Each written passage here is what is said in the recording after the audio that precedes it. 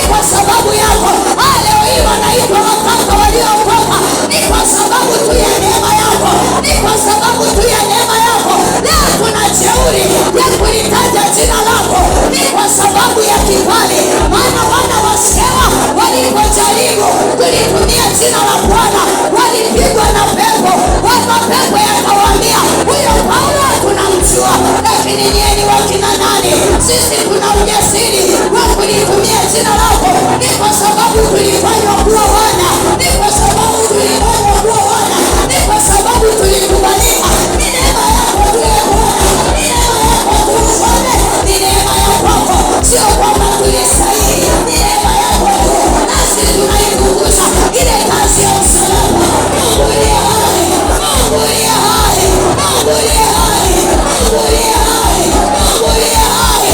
Ni kwa huruma za kwako, ni kwa huruma za kwako jemedari, ni kwa huruma za kwako, lakini pia ni kwa sababu tulikuwa wa thamani machoni pako, ndio maana bado tuko hai.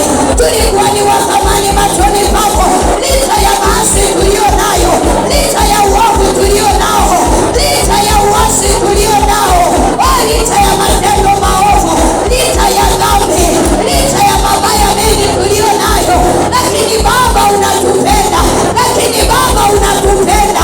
Wewe ni rafiki mwema, usinyamaze mwana wa Mungu, endelea tu kutafakari ukuu wa Mungu kwenye maisha yako.